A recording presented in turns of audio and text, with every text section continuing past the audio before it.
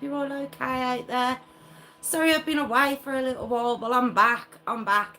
If you'd like to join my Patreon, it's patreon.com/JessRose5472. I don't know what's happening with the hair this evening. Or I'm over on the TikTok, which is JessRose5472. It is live. So I am going to hang on. Tap me earpiece out. I am going to hang on for a few people to join. I hope that's not messing things up now. But once I start the story, I don't stop. But there's no chopping and changing. So I'll wait for a few people to join and then we'll start the story. But I hope you're all okay out there. Hey sis, how are you? I wasn't sure if you'd be able to join tonight because of the old internet. I'm late as well. I'm late. Hey Warwick, thank you. Hey Kelly, how are we? I'm back. Thank you. I'm back. Elbow still. Elbow in. But I'm supposed to be having an operation. God knows when that'll be. Do you know, I couldn't move my arm. I could not. It was horrific. It was so bad. It was just, don't even get me started on the hospital as well. It was just ridiculous. But now apparently, yes, I've got to wait for an operation. They don't know if what happened at the top is connected to my elbow. They weren't sure. So who knows? Who knows, guys? So I'm going to try not to talk with my hands. See, if I talk with the hand, it's okay. I've just got to not talk with the arm. But we'll see. I'll probably just pay for it after. It's fine. But how are we all out there? Hey, Phil, how we doing? How are we all? I feel like I'm a bit loud. I feel like I'm a little bit loud. I think I'm just excited to be back. I've really missed us all. I really have. I thought there was something on me, but it's on the screen. Hold on. It's going to drive me mad if I don't get it off. I can't get it off. Oh, it won't come off. I'm just going to have to ignore it. If you see me doing this, it's because I feel like I've got something on me. I know I am, but I felt like I was especially loud then. But maybe it's just normal. Maybe it's just normal. I haven't been on for ages, so I haven't been talking to anyone really. So, but how are we all? The hoodies are back out. It's cold. Kids. Okay, all right. I'm always especially. All right. Okay, all right. Kiddies went back to school, and winter's turned up. Like, literally the day they went back. It's so... But I can't... Do you know what? I'm not going to grumble because I feel like we've had an alright summer. Oh, I don't know if you can see. The last time I was on, all you could see was bare bulb. I don't know if you can make out. But I have, like, drone lights. And they're fans. There's, like, 4 fans. You can see that one. It's not on. But this one, up here... There's 4 fans on it. Is it, Kelly? Stop it. No, it rained here for, it feels like a week. It's probably only about 3 days, but it's just been constantly going. Just raining, and it's actually, was it? Oh, well, that's not, although tomorrow is supposed to be 21. It is supposed to be 21 here. Do you know what I think it is, Kelly? I think because we've been so spoiled that now 18, 19 degrees now feels cold.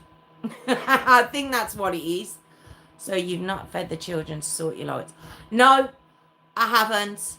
But I got the lights. So we can all enjoy the lights. They don't need to eat. Why would they need to? It's the best summer I ever remember. It has been a really nice summer, hasn't it, Phil? Got my daughter's gender reveal on Saturday. The weather is fine. Do you know what, Kelly? I don't know about there, but I know here on Saturday supposed to be dry. It's supposed to be quite nice. I think Sunday's rain all day. Thank you. Yes, for not feeding my kids.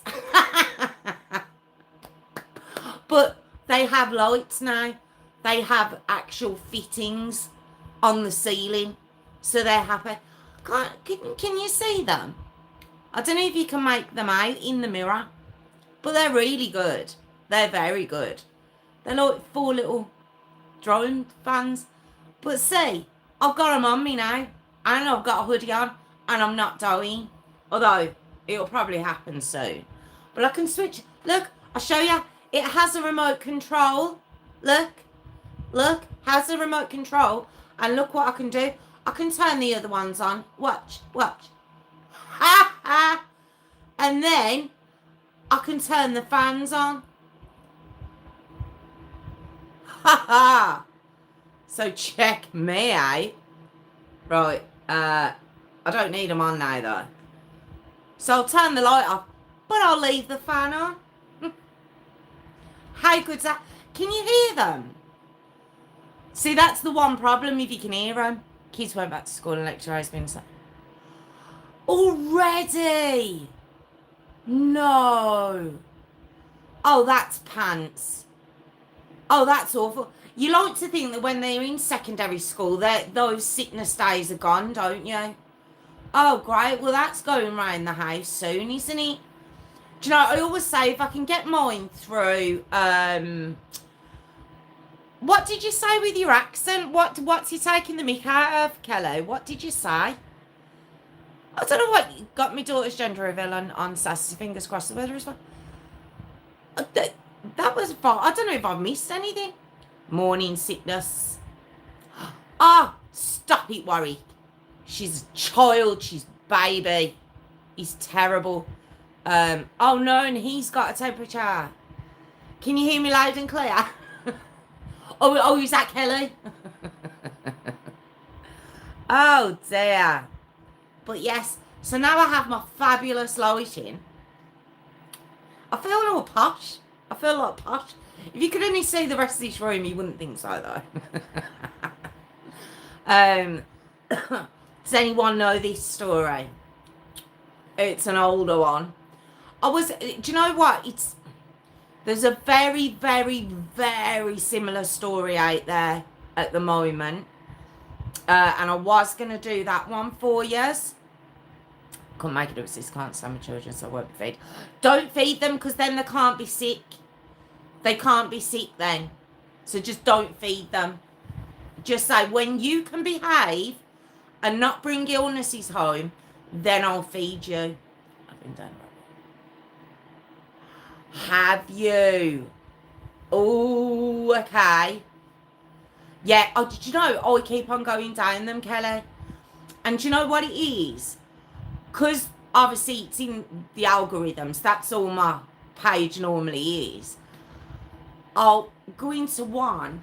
See, the AI is doing my head in. It's doing my head in a little bit now. And I'll tell you why it's doing my head in. Obviously, I've been moaning about this for a couple of months, haven't I, the AI? But now it's getting so bad because they're so good. Look, when the AI started, well, when I noticed them properly a couple of months ago, watched it on Prime the 4. Oh, I haven't. I've got Prime. Oh, I might have a look, Kelly. Not your accent. Why does your daughter need to reveal her gender? Oh, you plunker. Did Eva not have a gender reveal, Warwick? Did you not have one? It's called 190. Oh, I might have to have a look at that, Kelly. Yes, I've got Prime. I have Prime. Yeah, but the AIs, I'm starting to sweat now. There's 8 fans on me now. But they're getting so good. Quadruple murder. Quadruple. Do you know? I'm sure when you first said it, I was like, yes, I know that. But now I'm thinking, do I? So we are not sure what gender Eva is. For college. Do I, Kelly, maybe I don't know it. Maybe I don't. Because when you first said it, I was like, yeah, I know that one. And now I'm like, do I? Oh, I'm going to have a look, though. I'm a little bit intrigued. Because, Do you know what it is? Because obviously I've been off. I've been trying to. That name rings a bell though. The surname definitely rings a bell. Oh, do you know what? I'm gonna have a look, Kelly, because I don't know. Do you know what it is? Because I haven't been doing it for obviously the past couple of weeks. I've been trying to get news stories for you, or trying to find news stories for you that you might not have heard of. And oh my God, this is going to sound awful, but a few of them have kind of gone into another one. Does that sound terrible? I find it really good, I'm telling you. Oh, yeah, I'll have a look at that, Kelly. Yeah, because I feel like sometimes I'm getting confused between story, and that's awful, isn't it? That's Quasimodo, that name rings a bell. Ha ha, boom, boom, tush. Ah, Phil, that's nice. Thank you. No, I get myself very confused. It sounds really bad, but I do get really it's just, when you mention that, sometimes I just need that little bit of a, it's this, and then I'm like, yeah, I know the one, but I get myself all befuddled. She did once to be a boy, once, and dates girls, but now she likes boys and got herself up the duff. Wow, variety's the spice of life, Kelly. That's what they say. Exactly. Don't worry about it. Oh, thanks, Phil. How's your new computer doing, Phil? Are you on it now? Are you on it now? Is it, are we all up and running? You are coming back a bit quicker. So it's like, ooh, is it? Because Phil's got a posh computer, don't you all know? He's got a very posh computer. So that's what he's speaking to us on this evening. So he's all a bit speedy with it. Right, I'm going to start because I was 5 minutes late as it is. So based on that, I'm nearly 20 minutes late and the kids are back at school. So I'm going to do it. I don't know if you know this one. Like I say, it's an old one. And as I said, there's a very similar, which is terrible, story that I've come across recently. More current. So I don't know if you might think it's that one at first, but I don't know. I deserve to treat myself as the shit. Yes, you do, Phil. I nearly said that out loud then, Phil. Oh, Phil. Oh, God. See, Tiffany thinks you stop feeding people to buy anything, you say. Food's the first thing to go. It has to go. That's it. Although, yeah, I kind of agree. Do you know, I think I'd buy... See, the first thing is my cleaning supplies. So I think cleaning supplies will come over food in this house. It's terrible, isn't it? Anyway, I'm going to leave you all to it. It's the only way I'm back, Maureen. You're a div, you are. Right, okay, I'm going to leave you all to it. And I will chat to you at the end. I'm going to do my second intro. And I will, I'll leave you all to it. So, let's get myself straight for the second one. Whew. Good evening, everyone. Welcome back to my channel. It's True Crime with... just caught my eye and there was nothing for me. I don't know why. I don't know why that happened because there was nothing there for me. No one was even talking to me. Right, okay. Let's go. Good evening, everyone. Welcome back to my channel. It's True Crime with Jess Rose. I'm here every Tuesday and Thursday at 8 p.m. Tuesdays are my request evening. Thursdays are stories that I like to bring to you. I'm also over on the TikTok, which is Jess Rose 5472. I've got my Patreon, which is patreon.com/Jess Rose 5472. If you are watching this now, it means you wasn't there on the live, but that's okay too. So the pre-recordeds do go up at the weekend. So I'd appreciate if you could like or you could subscribe. My God, it's getting longer. And if you don't want to do any of that, I appreciate you just watching. That's just perfectly fine by me too. So after I've got all that out the way, I'm going to begin this evening's story, okay? And it's the Harrowing Jeanette Maples story. It is harrowing. I'll let you know that now. It 100% is. But I'm going to start. I don't want to. Let me just say that. I don't want to, because what happens in this story, there's no excuse for. None. Zero. But I'm going to tell you about Jeanette's mum and dad, okay? More her mum. And I'll make it brief, but I won't go any further with that, because like I say, you'll understand where I'm coming from as the story goes on. I'm stuttering now.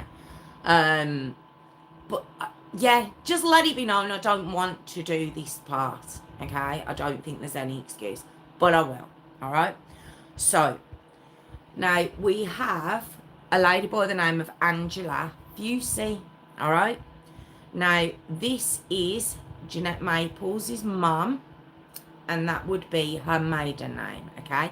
Now, Angela was born in 1968, okay, to parents Nancy and Jerry Feusi, okay?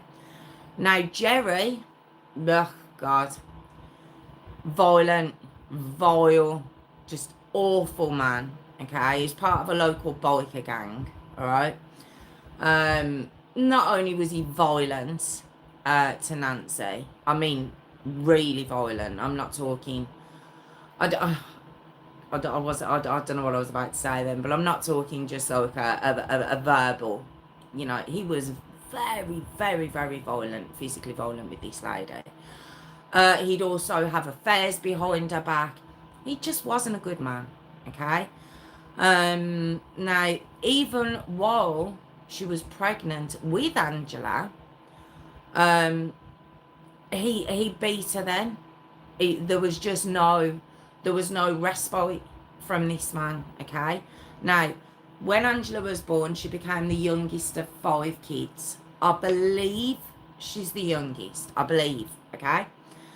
And in around early 1973, so Angela would have been about 5, okay? Nancy finally leaves Jerry. All right, she's had enough. He's putting his hands on the kids by this point. He's obviously having affairs, as I've said, left, right and centre. He's had another child with another woman, a woman called Rebecca. He's just not a good man, and she finally gets the courage to leave him, and she takes all 5 kids with her, okay? And Jerry couldn't take that. He couldn't take Nancy moving on. Now, as we know, if you watch anything on domestic violence at all, the most dangerous time for a woman or a man, okay, in a domestic violence situation is when they are trying to get away, when they're trying to leave. It is the most dangerous time. And Jerry just couldn't take that Nancy was moving on. She was, you know, she'd left, she took the kids, and she wasn't coming back. More to the point, Jerry himself had moved on with Rebecca. Do you remember the lady he'd had an affair with, who'd had a baby for him? Yeah, so he'd moved on, but he couldn't take that Nancy had. No, she hadn't met anyone else. She was just trying to pick up the pieces of her life, okay? So, on the 22nd of July, 1973, so we're only talking a couple of months since she'd moved out, she goes on a night out. Okay, Nancy does. Maybe just to let her hair down. She's been through a lot over the past however many years. And she just goes on this night out, right? But she doesn't come home. Alright, now remember, this is Angela's mum, okay? And later on that evening, she's found dead on the side of the road. Stabbed 29 to 30 times. I've seen 29 times, I've seen 30 times. Ridiculous amount of times. Leaving 5 children without their mum. And she was just left on the side of the road. Okay? But Jerry brags to one of his friends that he'd done it. Okay? Now, he was brought in for questioning, you know. He had a bad track record. He'd been in and out of prison. But for some reason, the police just let him go. And they didn't look at him again. His own mum called the police to say, I think it's him. I think my son Jerry killed Nancy. But it didn't matter. No, because the police decided to put Nancy's death down to her being the victim of another victim of a serial killer. It might have been Ted Bundy, could have been the Zodiac killer, could have been this highway killer that was going around at the time. But they were just like, yeah, she's one of their victims, one of them. You know, we're not sure who, we're not sure which one of them killed her, but we're certain it was one of them. Not the husband who'd been beating her their whole marriage. No, not him. Not the husband who bragged about it and bragged that he'd killed her. No, not him. It was Ted Bundy or the Zodiac killer, or one of them. And up to date, Nancy's murder's still unresolved. It's frightening if you ask me. Now the 5 kids, including Angela, who, as I said, I believe she's the youngest of Nancy and Jerry's kids, right? Well, those kids, yeah, that he, you know, he was known for beating on when he wasn't beating his wife, yeah, they were returned to him. Come on, my babies. Come back to daddy. I mean, look, I know it was the 70s, but come on. You know, but they were returned to him, right? So, as I've said, Jerry at this point was living with this Rebecca, okay, who, as I've said, he had an affair with, okay, behind Nancy's back. Now, Rebecca herself, she had 3 children, 2 previous to Jerry, and the one that she's had with Jerry, okay, so that's 3 kids. Jerry brings his 5 kids back, so now we have 2 adults and 8 children, okay, and it's said that this was a 2-bed house. I've seen 2-bed, I've seen 3-bed, but still, 10 people, 8 kids, 2 adults, even in a 3-bed. Okay, so this is how they're all living. But Jerry's 5 kids, oh, they were treated horribly. They were treated awful. Nothing like Rebecca's children, and even the one that was his. I mean, you think it'd have been her children that weren't his? Not that anything would make it right. I'm just saying I don't understand the logic. Her kids they'd get Christmas presents and they'd get birthday presents, but his kids were just treated awful. And the main one who would get the brunt of his anger was Angela. It was said that it wasn't just his anger. It was said that he would bring her in to his bedroom for often for long periods of time. Now, I know what that says to me. But it said that he would give her a really, really hard time. But the other kids wouldn't get away scot-free. The other 4 kids of his. You know, he would beat them. He would starve them. They weren't allowed to eat the same as Rebecca's kids. You know, they weren't allowed to eat the same foods or as often. It was just an awful situation. He would also beat Rebecca herself. So, you know, that leopard never changed his spots. He didn't transfer it onto his kids. He was just rotten. He was. I'd read that at one point he brought Rebecca into the basement area, and he tied her to a table, poured gasoline all over her, and threatened to set her alight. And it was said this was done in front of the kids. You know, he was just a real nasty guy.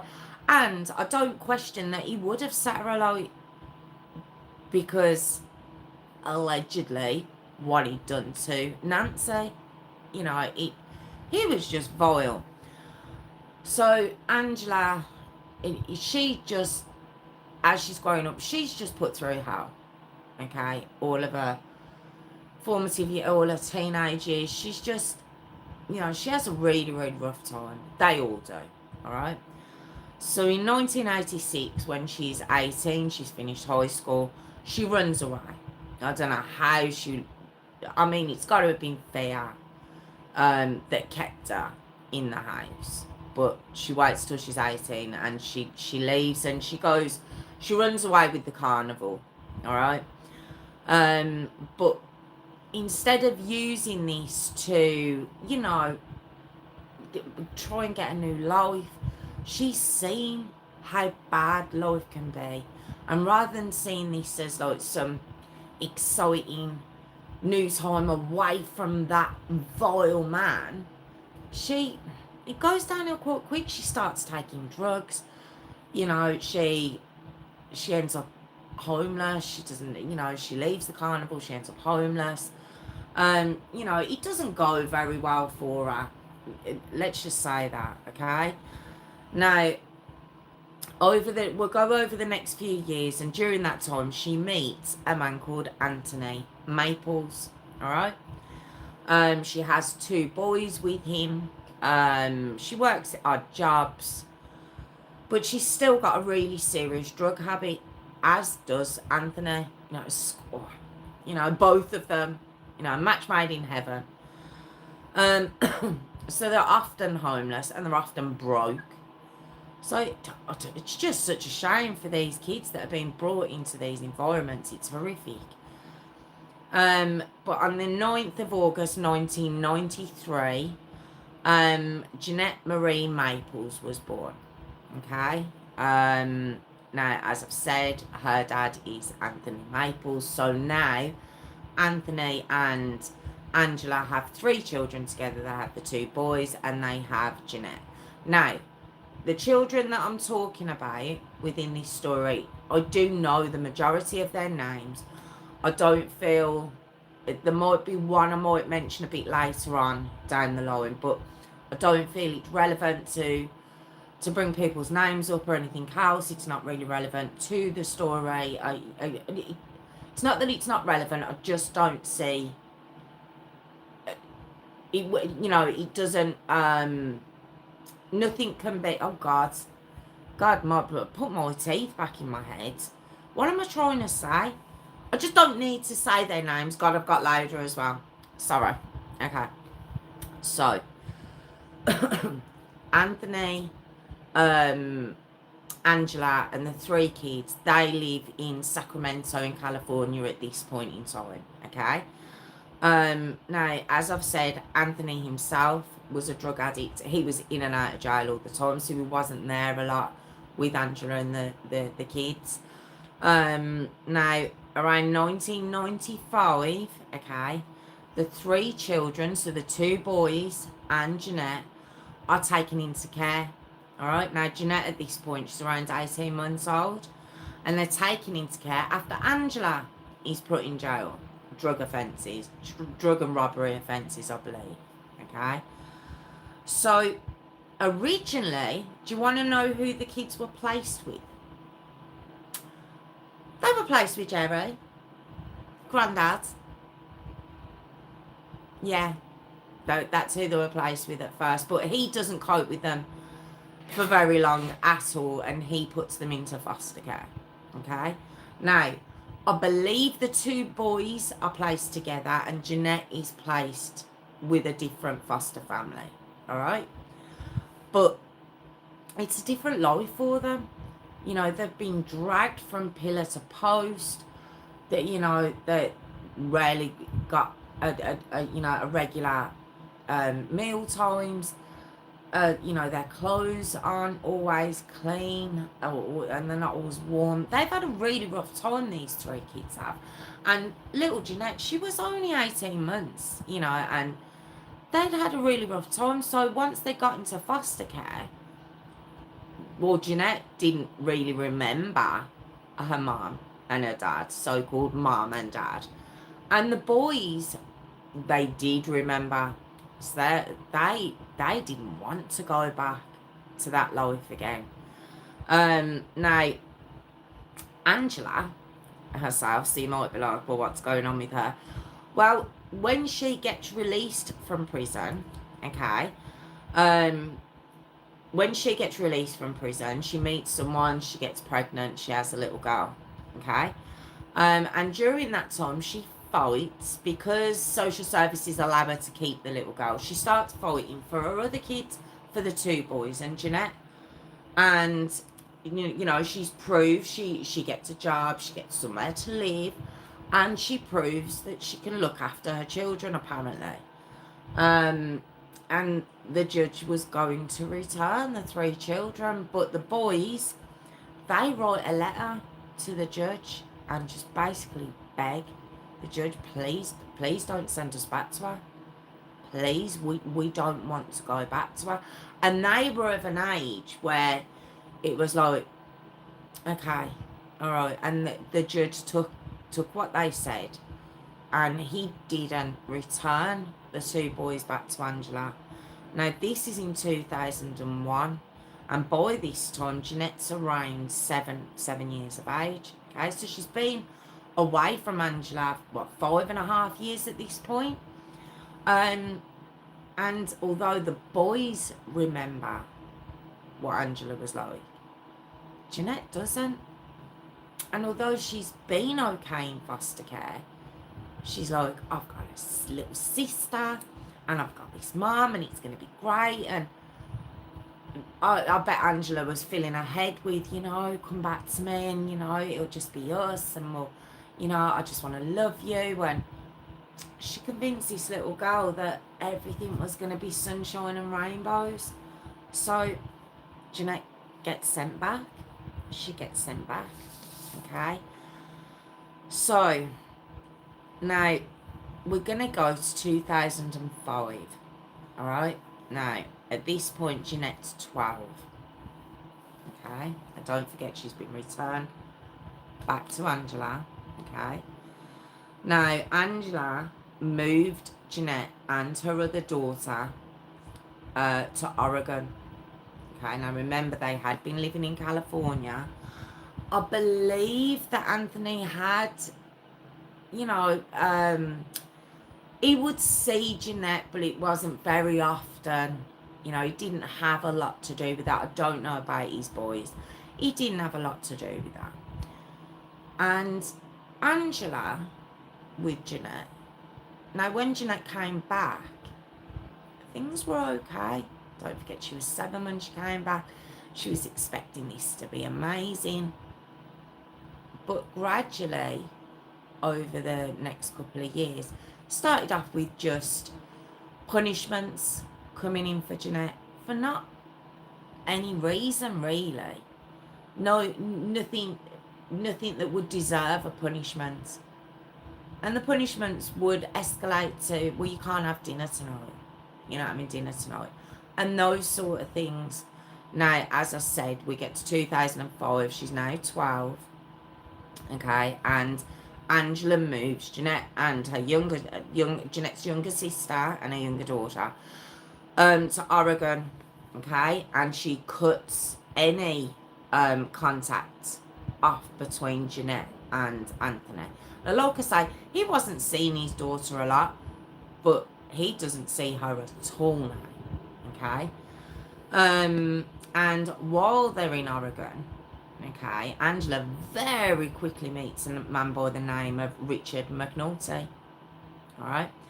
And she marries him very quickly. All right. And they go on to have a son together. So now, Jeanette's now living with her mom and her new stepdad, her younger half sister, and now a younger half brother. Now, Jeanette herself, it's said that she would, I mean, she's a beautiful girl. She's a very, very pretty girl, okay? Very shy, very quiet, but loved school. Absolutely loved school. She'd take part in any extracurricular activities that she could. She wanted to be part of any plays. You know, she just thrived in school. The teachers loved her. She had a nice little group of friends. She was very clever. She loved writing poetry.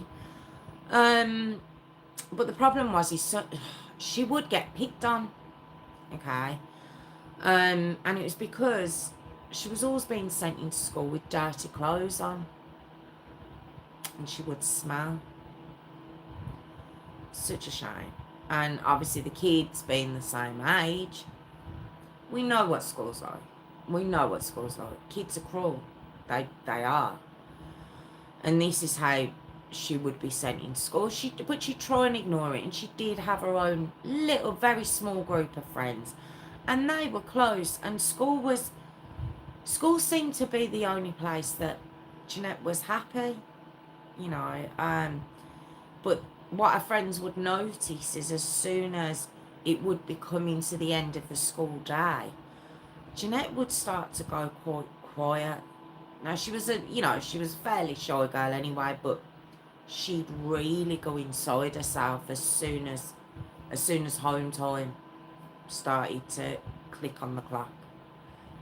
And they couldn't quite work out why. So, as I say, 2006, she's now around age 13, okay? And the family of 5, they're living in a very small house in Eugene, in Oregon, as I've said. But the teachers and Jeanette's friends, they're noticing just how skinny Jeanette's getting. She's getting really skinny.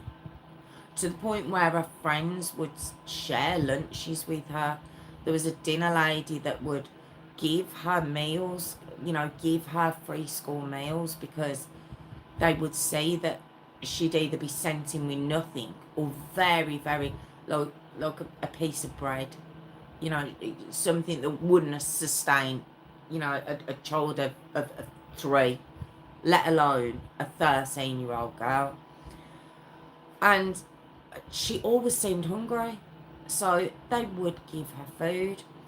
Anyway, after a little while, Jeanette, because she starts to put on a bit of weight, because she is eating in school, eventually she comes in with a handwritten note and just basically saying, I can't take food anymore. And the dinner lady said her heart broke for her, because they could all see there was something more sinister going on behind the scenes. Because this was a really sweet girl, but they could see she was very troubled. And as I said, very thin. Now, also in this letter, which was to her teacher, she said that her mum would make her eat hot chilies for dinner. And she'd have to sit on her knees, like kneel down, for hours on end, holding really heavy weights and stuff, and she gave this, so she reached out, basically, and she gave this note to her teacher, and of course the note was given to, the principal, and then CPS were involved. And CPS come out and they speak to her, they speak to Jeanette, and she says, look, yes, you know, my mum's not feeding me and this is what's going on. And she does feeding me, she's giving me hot chilies and, you know, she's very strict and she doesn't tell everything, but she puts enough across. The CPS are like, right, okay. So CPS go out. It's either CPS or DHS. I think it's DHS in Oregon. And they go out to the house. Now, Jeanette's not there. Jeanette's not at the house. The other two children are at that time. And Angela's there. Now, Richard McNulty, he's a long-distance lorry driver, so a lot of the time he's not there. And when they're talking to Angela, she pulls the, you know, the CPS worker aside, and she says, "Look, she's an attention seeker. She's a lawyer. She's you know, she's just a compulsive lawyer. Take the notes. They check the cupboards, see there's food in the cupboards, there's food in the fridge." And they just put this down to this girl lying. So they closed the case. Oh, God. Now we get to 2007. At this point, Jeanette is 14. Alright? And a friend... Now, remember I said she likes every extracurricular activity she can get into. She loves sport. She just... It seems that she just wanted to be involved in anything she could to keep her away from having to go home. Okay, anything she could. Even she'd go to the library for hours, you know, and read and write her poetry. And in the sports classes, her friend, she had a really good friend. It was said that her friend was from quite a well-to-do family. And her friend had noticed that every time Jeanette was getting changed, there was more and more bruises on her body, on her chest, on her stomach. Bruises, abrasions, cuts. And she'd always ask her, like, what is it? And Jeanette would always make excuses. I fell off my bike, or fell down the stairs, I banged into a door. You know, the typical excuses. And then the one day she confided in her friend. You know, this was her best friend, and she confided in her. So her friend was, she was so worried about it, and she went home, and the friend told her own parents, and she says, "I'm so worried for my friend Jeanette," and told her mum exactly what Jeanette had told her. So this friend's mum gets in touch with the school, and she says, "Listen, this is what's happening to this girl at home. You've got to do something." Now, don't forget, the school had already reported it. They were very suspicious of what was going on at home. Angela would never pick up their calls, so they never actually got to speak to her personally. So they call CPS again. Now, when CPS get in touch with Angela, and she realises in some way, shape or form, Jeanette's opened her mouth, she said something. Wow. What always happens in these situations? Of course, I'm taking her out of school and I'm going to homeschool her. Of course you are. Of course you are. Every story we do like this, let me just take them away from anyone who can see what I'm doing, and I'll homeschool her. And that's what the school were told. Even though Jeanette's younger brother and sister, do you remember the other two kids involved in this? Now remember, her two older brothers remained in foster care. They requested to. But don't forget, she's got a younger sister. We don't know who her dad is. And then she's got a younger brother from Richard, okay, her new stepdad, all right? Now, they're still in school. They get to remain in school. But Jeanette, you know, the one who said she's been abused, and her at home and not being fed, yeah, she's been homeschooled now. And nobody did anything. Nobody thought, this is a problem. Now we've got a bit of a problem. No. So Jeanette, well, now she's on her own with Angela all day. Yeah. And Jeanette, she'd just been singled out.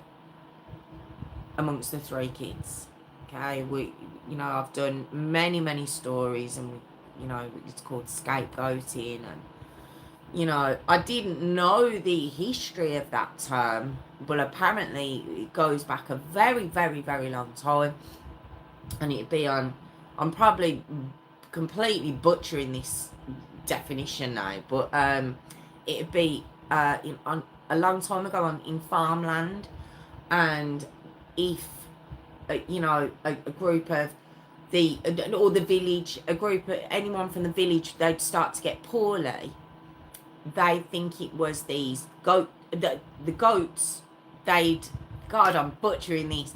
They'd run the goats off, and they think that with running the goats off and scapegoating them, so they scapegoated them, it would get rid of the illness that was in the village or on the farm or something. I've completely butchered that, but apparently that's where the term scapegoating comes from. Okay, God, just look it up for yourselves, because don't trust what I've just said. That was horrific. But she was being scapegoated. Okay, she wasn't allowed to talk to her younger siblings. She wasn't allowed to acknowledge them. She wasn't allowed to look at them. Okay. She would have to ask for everything. Okay. And when I say everything, not going out to see her friends, or can I get these new clothes? What we normally ask for as teenagers. No, she'd have to ask if she could eat, or if she could drink. And Angela was so paranoid that her child might dare be able to get a drink from somewhere. Okay. She put locks all on the cupboards and a lock on the fridge. And then she took the taps off. She took the taps off so she couldn't get any water. Okay. So then Jeanette was forced to drink out of either the dog bowl or the toilet. And when Angela discovered that that's what she was doing, she then put a lock on the toilet door. She put a lock on Jeanette's so-called bedroom door. It wasn't a bedroom. It was a hole. It was a hole. There was no window in there. There was no bed. She had nothing. But that's where the room she would be locked in. Okay. For daring to try and get a drink out of the toilet. She'd be locked in that bedroom for days. Not hours, for days on end. Okay. Without being fed. Or she'd be fed hot chili peppers. It just awful. And of course, because she wasn't allowed to go to the toilet, then she'd go to the toilet on herself. So that would be a reason for then Angela to beat her child. Okay. Now we knew that was coming, and it had been coming for quite a long time. Okay.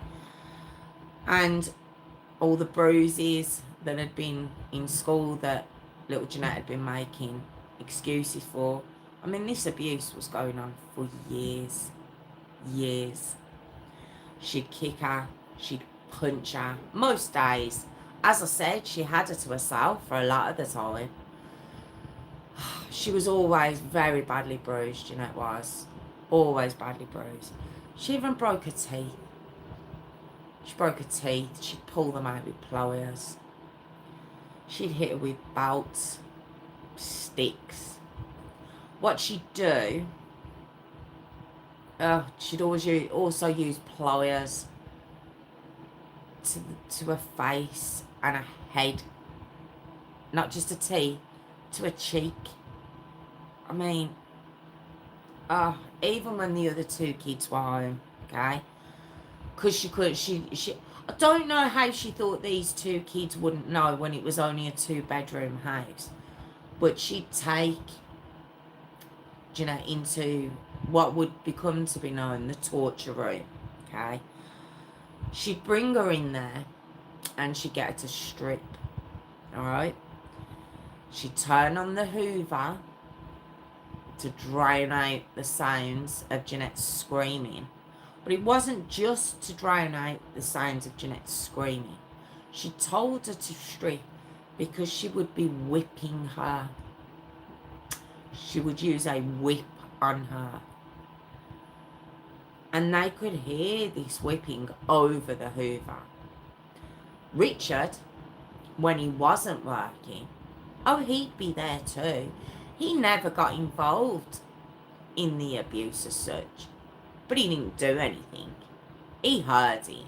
He admitted he heard it. He said it'd make him feel sick hearing the sound of the whip come down and then Jeanette screaming. For nothing. For absolutely nothing. No reason whatsoever. Just absolutely. Him just a complete and utter waste of space. I do wonder, had it been his own son, you know, that he had with Angela, would he have been such a coward then? Was it just because Jeanette wasn't his? Or was he just a coward through and through? I don't know. I don't know. So we get to 2009. By this point, Jeanette's 15. Alright? And Richard, he has an accident on the road, okay? He has like a heart attack and he ends up in the hospital. And Richard's mum, Lynn, who's obviously the grandmother of the youngest boy, okay? Now, she'd seen Jeanette over these past couple of years. But she'd noticed her looking more and more ill with each time she saw her. And when Angela turns up at the hospital to visit Richard after he's had this heart attack, Lynn, his mum's there, and Angela walks in with the 3 kids, Jeanette and the younger 2. Now, I say the younger 2, I believe the next sister down, as I said at the beginning of the story, I will say her name. Her name's Patience. I think there's only 2 years between her and Jeanette. She's about 13 at this point, okay? And then you've got the younger brother, all right? And when they walk in, Lynn got the shock of her life. She says she just looked awful, Jeanette did. She says all her hair had been cut. She said she was so thin. She was tiny. And her lip was split. That's what she could see, she said, but she just looked awful, okay? Now, Richard, he then leaves the hospital and he's recovering at home. But rather than this being, okay, now he's at home, we know she beat Jeanette while he was at home on the odd occasions. Now he's permanently at home. He can't go back to work yet. This doesn't stop it. It ramps it up. I don't know if maybe because he didn't stop her, because he didn't get involved. Maybe she let him see the odd beating, or her not feeding her, or the locks on the doors. I mean, I read somewhere that he had to ask to go to the toilet and the bathroom was locked and he couldn't go in there when he wanted. Now, I don't know if that's the truth. He was a big guy. You know, I'm not saying he should have, you know, continued the violence and he should have been hitting Angela. I'm just saying, really? You had to ask permission to use the toilet too? I just find that a little bit far-fetched. But when she saw that he wasn't getting involved, well, she really ramped up the abuse of Jeanette then. That's a poor girl. The wounds that this girl had, they were becoming infected. She'd actually whipped her so badly that the skin would come off and then scar tissue would grow in its place, you know, when it's, because obviously she wasn't being treated, she wasn't being taken to hospital, so scar tissue would build up. And do you want to know what Mummy Dearest would do? She would get the scissors or a knife and she would cut the scar tissue off.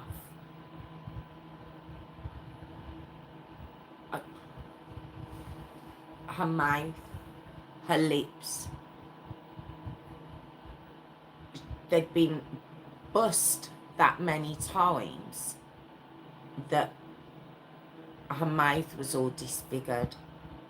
Her face was becoming disfigured.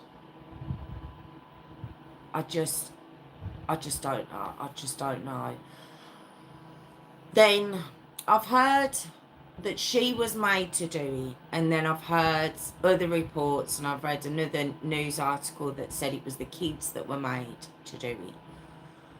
But dog feces would be brought in from outside and rubbed in her face and in her mouth. That was a favourite of Angela's to do. She wouldn't pick it up though. It wasn't Angela that was picking it up or doing the rubbing. I believe if Angela wasn't, Jeanette wasn't being made to do it to herself, it was apparently one of the siblings that were being forced to do it to her. So she was even getting them involved. Now, November 2009, Jeanette is 15, okay? And Lynn, Richard's mum, as I've said, after what she saw at the hospital and the fact that she'd spoken to Richard about it, now Angela wasn't even letting her come round to the house anymore. So she's keeping her at arm's length. She calls CPS herself. Lynn does. Now, don't forget, Lynn's not Jeanette's grandmother. She's not even technically related to her at all.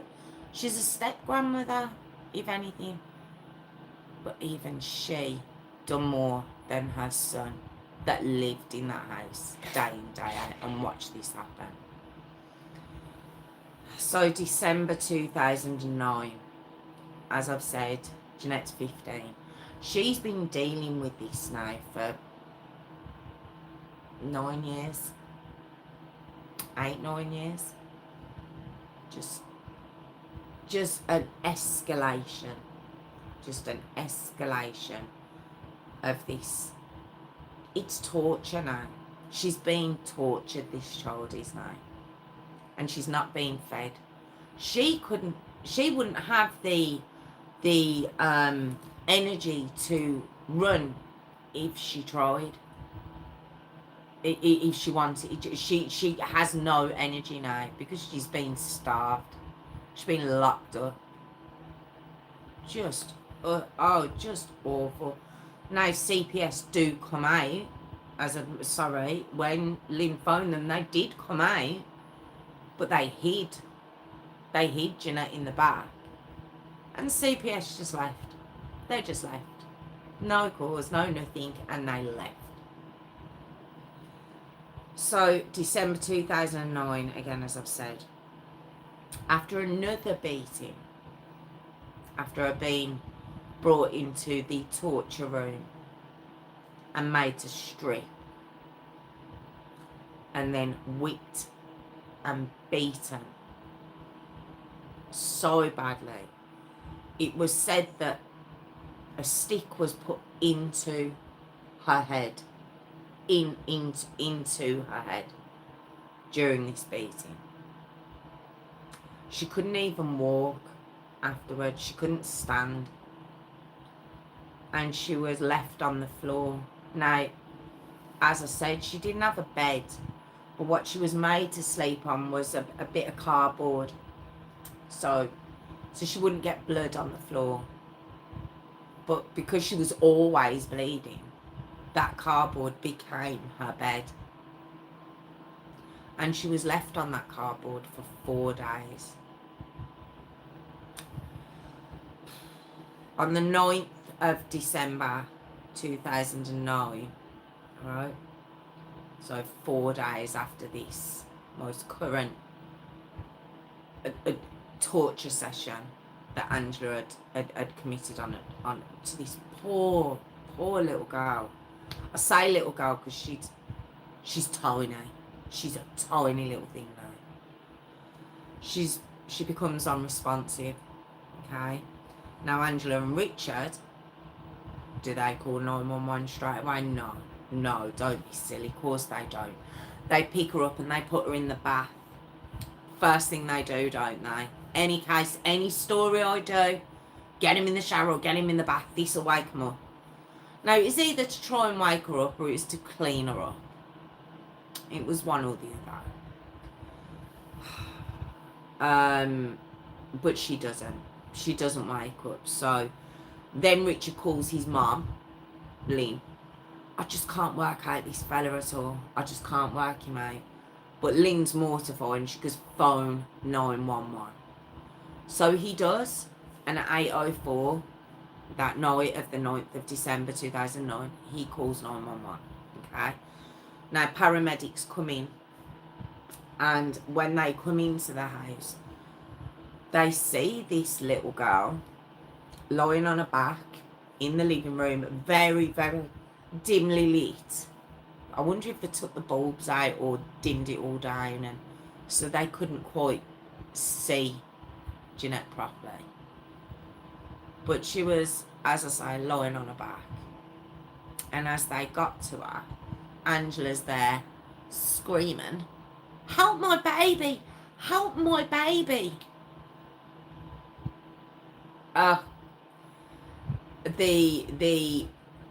As the paramedics had got there, I think they, upon seeing Jeanette, one of them then alerted the police, and the detective who turned up, seeing how oddly Angela was behaving, he says it made his blood run cold.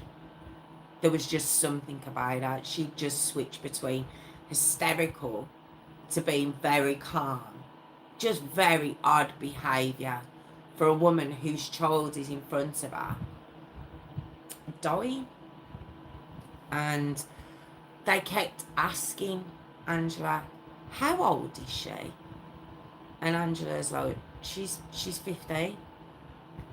And they asked her probably 3 or 4 times, because they said this child in front of them looked about 7 or 8. Not 16. No, sorry, not 15 years old. And then Richard, in this whole craziness that's going on, he's just silent. He's not saying anything. The paramedics noticed he just stood in a corner, not saying a word. Now, what the paramedics noticed, because Jeanette didn't have a top on and they're working on her, they then start to notice all the bruises on her, all the lacerations. Her head is swollen. Her face. Now, they wouldn't have known what she looked like before, but her face is, it's a mess. Her mouth is disfigured. And they rush her to the hospital, okay? But at 8:42 p.m, Jeanette Marie Maples was pronounced dead at 15 years of age. Just heartbreaking. Look, she asked for help while she was at school, and this monster pulls her out of school, and no one chases it up. And then there's even a call made by the step-grandmother, and still nothing.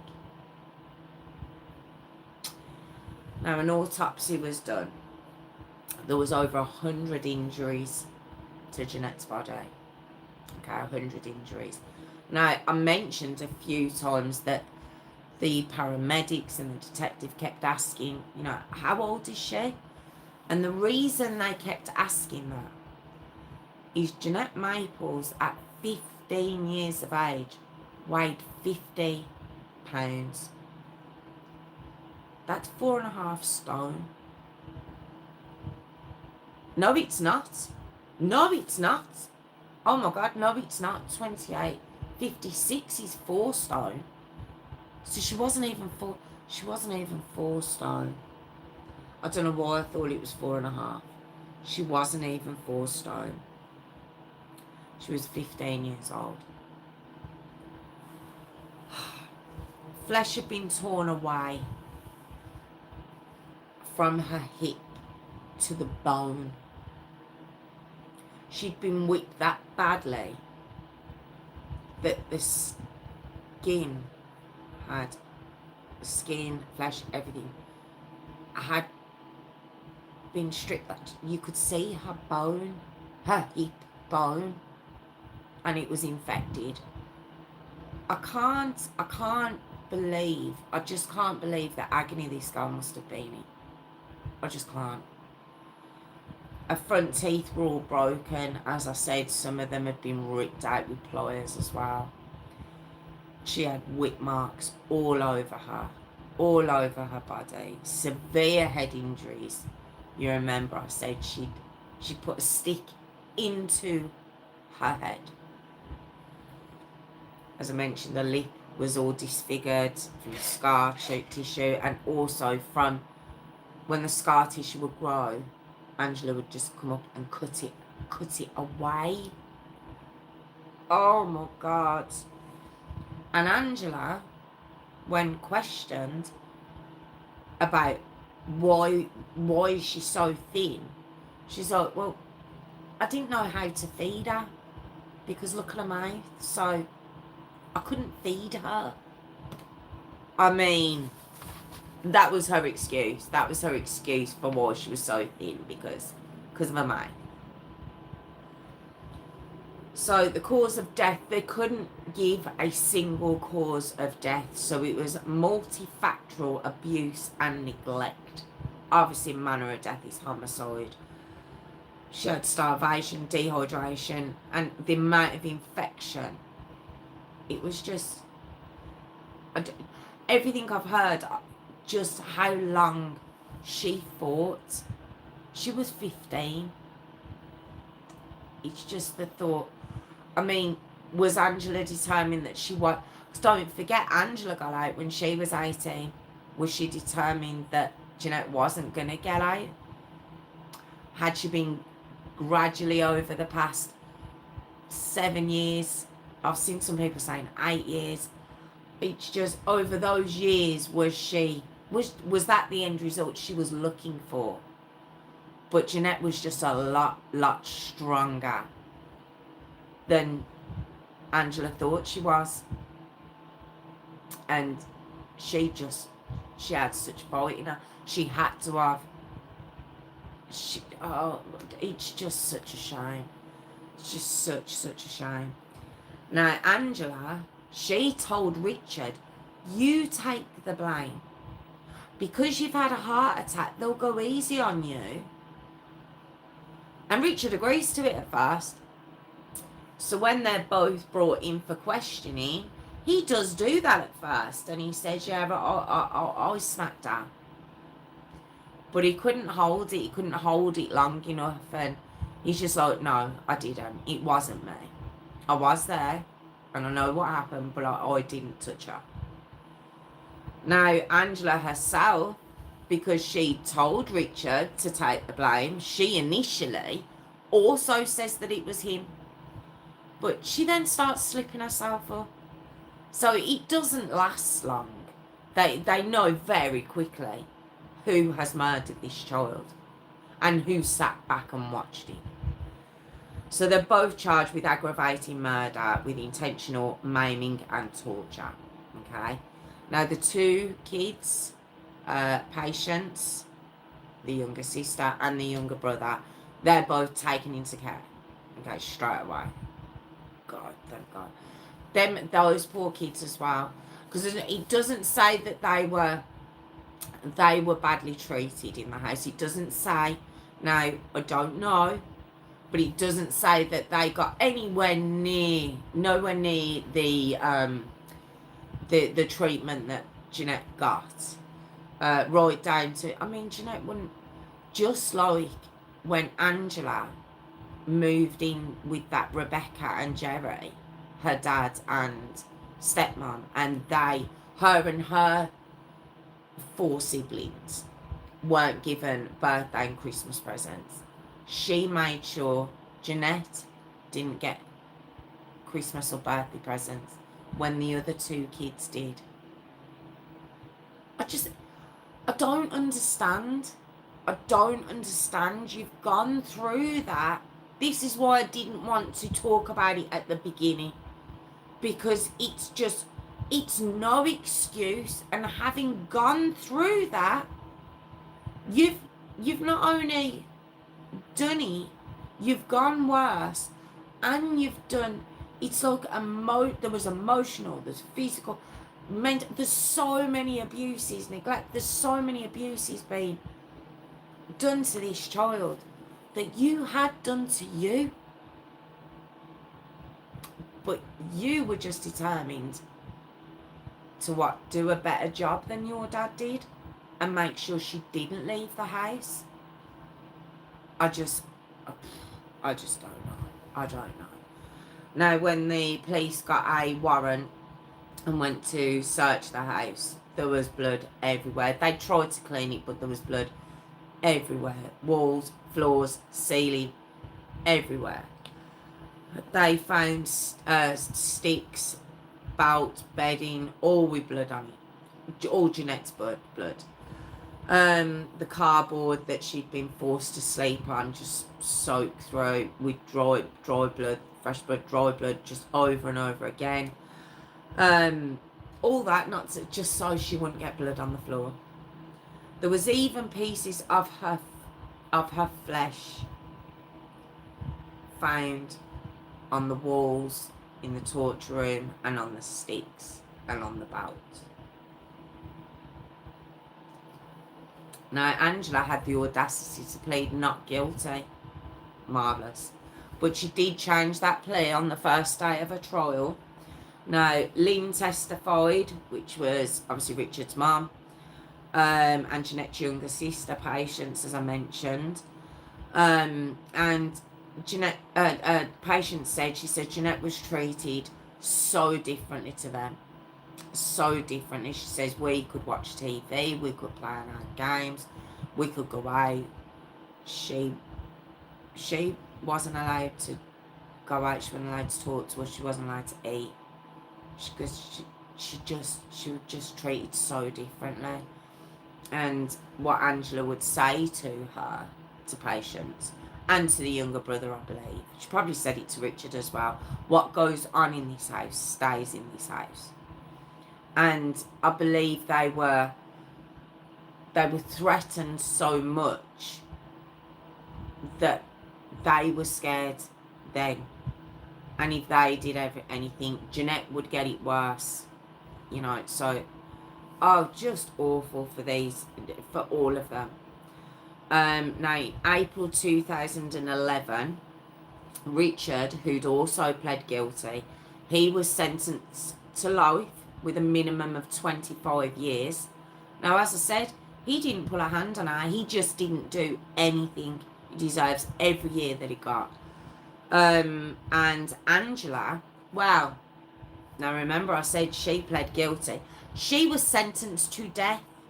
Okay, the first woman since 1984, apparently in Oregon.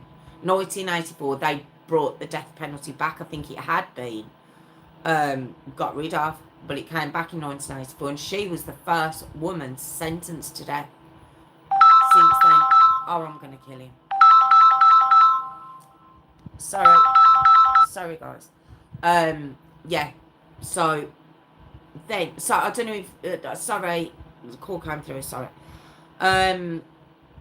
Now in 2019 though, some do-gooder judge says that she hadn't been given a fair trial because of everything that been done to her when she was younger. You know, she wasn't given a great defence team. So her death sentence was commuted to life with no parole. Okay? That was in 2019. I just, it's just sickening sometimes, but it means she'll never see the light of day again. I just think because they felt she'd had trauma. No, she did. That's why I mentioned it at the beginning. But what excuse are you making out of that? What excuse are you making exactly? Now, the attorney, okay, the prosecution, actually sued. Setting a process to sue DHS for ignoring Jeanette over those 4 years. Now, obviously, it had gone on longer than that, but the first report was 2008. And it was said that if that goes through, the person who will get the money is Anthony Maples, Jeanette's dad, who hadn't seen her for years, had nothing to do with that. And it said that a payment of 1.5 million was settled. Now, I don't know.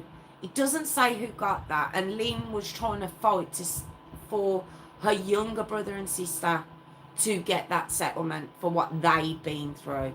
So that was all quite messy. And I'm not 100% on that. But apparently there was a settlement of 1.5 million, okay? Now, I've heard that it was at Jeanette's funeral or it was a vigil, okay, for Jeanette. Now, it's so sad because the only people family-wise, and they weren't even related to her, that were there was Lynn, Richard's mum, and her husband, who were present. Anthony Maples wasn't there, Jeanette's so-called dad.